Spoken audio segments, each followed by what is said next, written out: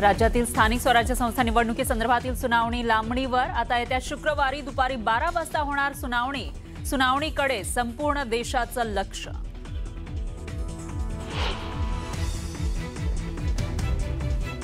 उद्धव ठाकरे खासदार राऊतांच्या भेटीला। राऊतांच्या भांडूपमधील निवासस्थानी जाऊन प्रकृतीची विचारपूस।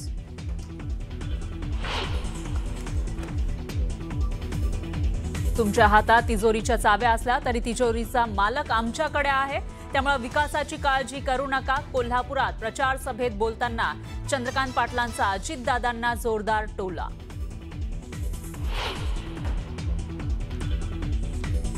अयोध्येतील प्रभू श्रीराम मंदिर ध्वजारोहण सोहळा संपन्न। पंतप्रधान मोदींच्या हस्ते ध्वजारोहण। सरसंघचालक मोहन भागवत यांचीही सोहळ्याला विशेष उपस्थिती।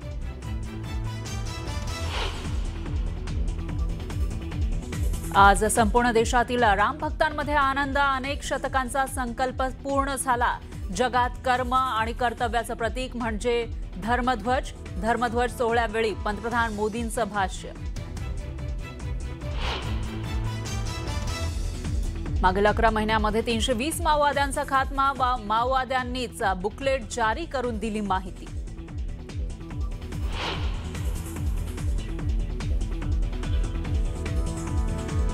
इथिओपियामध्ये 10,000 वर्षांनी ज्वालामुखीचा उद्रेक। 130 किलोमीटर वेगानं राखेचा थर येतोय भारताच्या दिशेनं। उत्तर भारतातल्या अनेक जिल्ह्यांमध्ये पसरू शकते राख।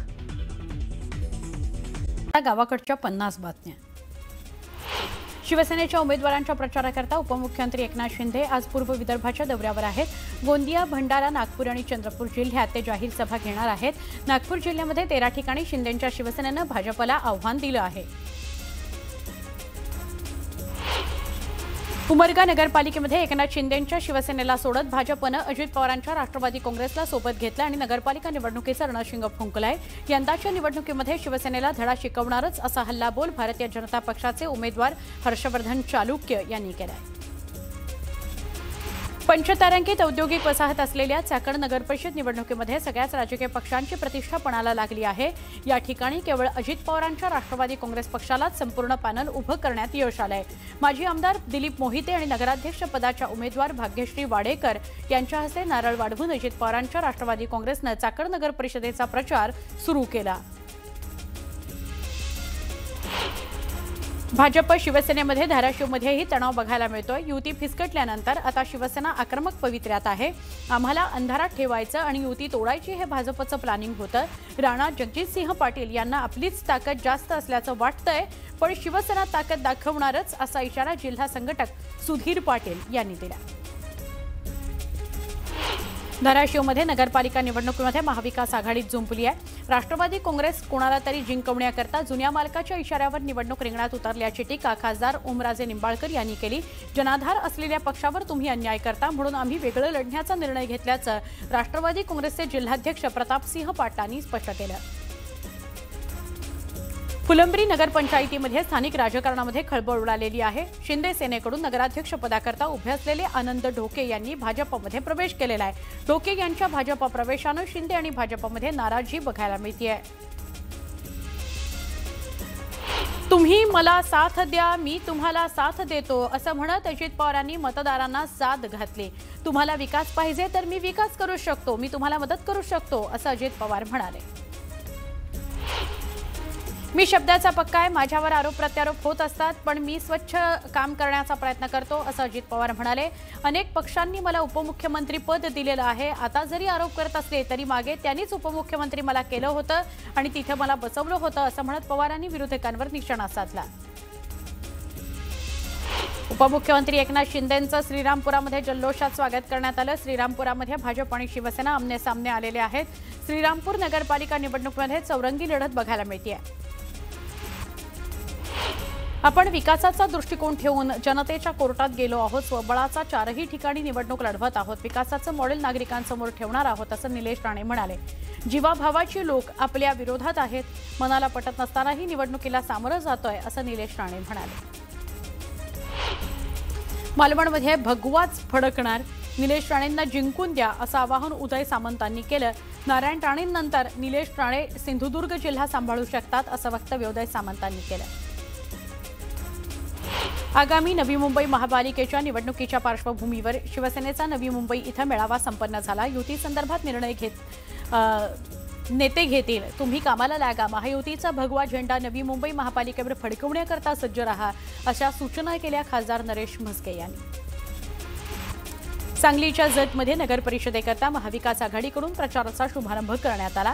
काँग्रेसकडून या ठिकाणी नगराध्यक्षपदाकरता सांगली बाजार समितीचे सभापती सुजय शिंदे यांना उमेदवारी देण्यात आली आहे। भाजप, राष्ट्रवादी काँग्रेस, अजित पवार गट आणि शिवसेना शिंदेंची अशा आणि त्याचबरोबर महाविकास आघाडी सुद्धा अशा चौरंगी लढती इथं बघायला मिळणार आहे। वाशिमच्या मालेगाव नगरपंचायतीच्या नगराध्यक्षपदाकरता महायुतीमधील भाजप, शिवसेना आणि राष्ट्रवादी काँग्रेस हे घटक पक्ष तसंच महाविकास आघाडीमधील काँग्रेस तसंच वंचित बहुजन आघाडीनं आपला उमेदवार निवडणूक रिंगणामध्ये उतरवला आहे। या निवडणुकीमध्ये मोठी चुरस बघायला मिळते। अखेरच्या क्षणी तिरंगी लढत होण्याची शक्यता आहे।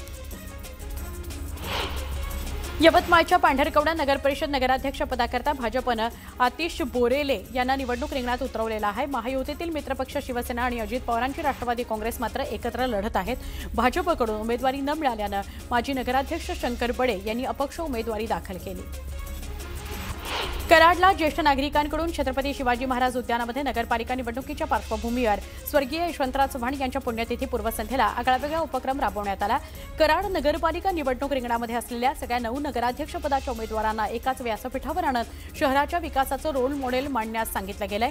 या सुसंस्कृत राजकारण यात पाहायला मिळतंय अशी चर्चा कराडसह राज्यातल्या राजकीय नेत्यांमध्ये सुरू झाली आहे। सलील देशमुख यांचा राजीनामा सुप्रिया सुळे यांनी नामंजूर केला। मुंबईमध्ये झालेल्या बैठकीत सुळेंनी देशमुखांचा राजीनामा नामंजूर केला। आता सलील देशमुख प्रचारात सहभागी होतात का हे बघायचं। सुषमा अंधारे यांच्या दिल्लीतील भेटीवरून ठाण्याचे खासदार नरेश म्हस्के यांनी मात्र सस्पेन्स वाढवणारं विधान केलं। सगळ्याच पक्षांचे लोक भेटायला येतात, त्या भेटीत काय चर्चा झाली हे आता सांगणं योग्य नाही, मात्र वेळ आल्यावर त्याबाबत सविस्तर भाष्य करेन असं नरेश म्हस्के म्हणाले। नवी मुंबई इथं 4 महिन्यांपासून अनावरणाच्या प्रतीक्षेत असलेल्या छत्रपती शिवाजी महाराज यांच्या पुतळ्याचं मनसे नेते अमित ठाकरे यांनी दुग्धाभिषेक करत अनावरण केलं होतं। त्यानंतर नवी मुंबई पोलिसांनी अमित ठाकरे यांच्यावर गुन्हा नोंदवत नोटीस त्यांना बजावली। याचा निषेध करण्याकरता ठाण्यामध्ये मनसे पदाधिकारी स्वप्नील महिंद्रकर यांनी व्यंगात्मक बॅनर लावला आणि घटनेचा निषेध केला। चुकीचं काम बंद केल्यामुळे धनंजय मुंडेंना वाल्मिक कराडची उणीव भासतेय अशी टीका धनंजय देशमुख यांनी केली।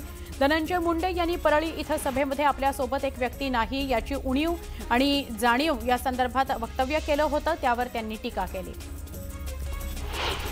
महाराष्ट्र राज्य रस्ते विकास महामंडळाकडून मुंबई, ठाणे आणि नवी मुंबईमध्ये बांधण्यात आलेल्या 34 उड्डाणपूल देखभालीकरता महानगरपालिकांकडे हस्तांतरित केले जाणार आहेत। राज्य सरकारनं याबाबतचा निर्णय घेतलेला आहे। 7 दिवसांमध्ये ते ताब्यात घेण्याचे आदेश संबंधित महापालिकांना दिले गेलेले आहेत। त्यानुसार मुंबई महानगर प्रदेशातील 34 उड्डाणपुलांच्या देखभालीची जबाबदारी आता संबंधित महापालिकांकडे असणार आहे। गेले 2 दिवस राज्यातील तापमानामध्ये वाढ झालेली आहे, त्यामुळे गारवा काहीसा कमी झालाय। अनेक भागात उकाडा व्हायला लागलेला आहे। दिवसाच्या तापमानात वाढ झाल्यामुळे उन्हाचा तडाखा देखील बसतोय। दरम्यान पुढील काही दिवस संपूर्ण राज्यात गारठा जाणवणार नाही। याचबरोबर कोकण, मध्य महाराष्ट्रात पावसाचा अंदाज हवामान विभागानं वर्तवला आहे। शिर्डीच्या साकुरी शिवारातील सुरेंद्र सांड यांच्या शेतातील वृक्षाच्या फांदीवर साईबाबांची प्रतिमा उमटल्याचा व्हिडिओ व्हायरल झाला। सोशल मीडियावर व्हिडिओ व्हायरल झाल्यावर दर्शनाकरता भाविकांनी मोठीच गर्दी केली। शहापूर तालुक्यातील साखरोलीमध्ये सुरू असलेल्या श्रीकृष्ण कथेकरता हजारोंच्या संख्येने भाविकांनी गर्दी केली। महिला भाविकांनी नाचत गात श्रीकृष्ण जन्मोत्सव साजरा केला। संत तुकोबाराय फिरते एकादशी मंडळानं या कथेचं आयोजन केलं होतं। अमरावतीच्या तिवसा तालुक्यातील शिवणगावात रात्रीच्या दरम्यान 2 दिवसात अनेक वेळा भूकंप सदृश्य धक्के बसल्यानं ग्रामस्थांमध्ये भीती आहे। खासदार बळवंत वानखेडे, तिवसाचे तहसीलदार मयूर कळसे यांनी गावात भेट देत पाहणी केली, नागरिकांशी संवाद साधला। कोल्हापूरचे अरविंद पाटील यांना केंद्र सरकारचा गोपाळरत्न पुरस्कार जाहीर झालाय। केंद्रीय पशुसंवर्धन विभागानं देशातील सर्वोत्कृष्ट पशुपालक म्हणून त्यांना हा पुरस्कार जाहीर केलाय। नानीबाई चिखली या गावचे ते रहिवासी असून 70 म्हशींचं त्यांनी संगोपन केलेलं आहे। पालघरच्या मोखाडा तालुक्यातील आमला गावातील प्रसूत महिलेला अर्धवट रस्त्यात सोडून रुग्णवाहिका गेल्याने प्रसूत महिलेच्या कुटुंबाला बाळाला घेऊन 2 किलोमीटर पायपीट करावी लागली। या घटनेवर कुटुंबानं संताप व्यक्त केला आहे। गडचिरोली जिल्ह्यातील पुलनार इथं पोलिसांनी माओवाद्यांच्या गडात पोलीस ठाणं सुरू केलं आहे। या भागात गेल्या वर्षभरामध्ये 3 वेळा चकमक झालेली आहे। घनदाट जंगलामध्ये पोलिसांनी एका दिवसात हे पोलीस ठाणं सुरू केलेलं आहे। गोंदिया जिल्ह्यातील देवरी तालुक्यातील नवाटोला परिसरामध्ये राष्ट्रीय महामार्गावर कार अनियंत्रित झाली आणि झाडाला जाऊन आदळली। भीषण अपघात झाला, त्यात पत्नीचा जागीच मृत्यू झाला, पती गंभीर जखमी झालाय। कोल्हापुरामध्ये मोटरसायकल चोरट्याला पोलिसांनी अटक केली। त्याच्याकडून 6 मोटरसायकल असा 4,20,000चा मुद्देमाल शहर गुन्हे शाखेने जप्त केला। छत्रपती संभाजीनगरमध्ये वाहतूक शाखेच्या पोलीस कर्मचाऱ्याला फरफटत नेणाऱ्या रिक्षा चालकाची पोलिसांनी धिंड काढली। रिक्षा चालक आरोपी युसुफ मोहम्मद अन्सारी याला 3 दिवसांची पोलीस कोठडी सुनावण्यात आलेली आहे। जळगाव एमआयडीसी परिसरातील चोरट्यांनी 6 दुकानं फोडली। या चोरीत सुमारे 1.25 लाखांची रोकड, 2 तिजोऱ्यांसह चोरट्यांनी लंपास केली। गंगापूर छत्रपती संभाजीनगर मार्गावरील बाबरगाव फाट्याजवळ ट्रकनं दुचाकीला धडक दिली। अपघातात दुचाकीवरील चिमुकल्या बहीण भावाचा मृत्यू झाला, वडील गंभीर जखमी झालेत। छत्रपती संभाजीनगरातील जालना रोडवरील एका पंचतारांकित हॉटेलमध्ये शहरातील एका महिलेनं तब्बल 6 महिने बनावट कागदपत्रांच्या आधारे मुक्काम ठोकल्याचा धक्कादायक प्रकार उघडकीस आला। सिडको पोलिसांनी संशयाच्या आधारे कारवाई करत खोलीची झडती घेतली असता महिलेच्या बॅगेत 2017च्या यूपीएससी निवड यादीची प्रत आढळली। अफगाणिस्तान, पाकिस्तानमधून पैशाचे व्यवहार होत असल्याचं सुद्धा समोर आलं। बीडमध्ये एका 5.5 वर्षाच्या चिमुरडीवर लैंगिक अत्याचार करण्यात आलाय। अत्यंत धक्कादायक आणि संतापजनक प्रकार समोर आला। नात्यातीलच एका मुलानं अत्याचार केल्याचं समोर आलंय। पीडित मुलीवर बीडच्या अतिदक्षता विभागात उपचार सुरू आहेत। स्थानिक स्वराज्य संस्थांच्या निवडणुकांबाबत उद्या आज सुप्रीम कोर्टामध्ये महत्त्वाची सुनावणी होते। यामुळे सगळ्यांचं लक्ष सुनावणीकडेच लागलेलं आहे। ठाकरे बंधूंनी निवडणूक आयोगाला पत्र लिहिलंय। 21 दिवसांमध्ये मतदार यादीतले घोळ दुरुस्त करा, नाहीतर निवडणूक पुढे ढकलण्याची मागणी पत्रातून उद्धव ठाकरे यांनी केली आहे। विरोधकांच्या वॉर्डातील मतदार याद्यांमध्ये घोळ असल्याचं आदित्य ठाकरे म्हणाले। हा घोळ नाही तर देशद्रोह असल्याची टीका त्यांनी केली। घोळ दुरुस्त न केल्यास रस्त्यावर उतरू असा इशारा त्यांनी दिला। धनंजय मुंडेंसारखा नीच माणूस कुणीही नाही असं म्हणत मनोज जरांगेंनी टीका केली। पापी वृत्तीतून त्यांनी राजकारण उभं केलंय असं जरांगे म्हणतायत। बीडच्या अंबेजोगाईमधील अजित पवारांच्या प्रचार सभेमध्ये धनंजय मुंडे गैरहजर राहिले। धनंजय मुंडे गैरहजर असल्यानं चर्चांना उधाण आलं। युगेंद्र पवारांनी केलेले आरोप अजित पवारांच्या राष्ट्रवादी काँग्रेसनं फेटाळले। युगेंद्र पवारांनी अर्ज मागे घेण्याकरता 20-20 लाख दिल्याचा आरोप केला होता। पत्रकार परिषद घेऊन राष्ट्रवादी काँग्रेसनं सगळे आरोप फेटाळले।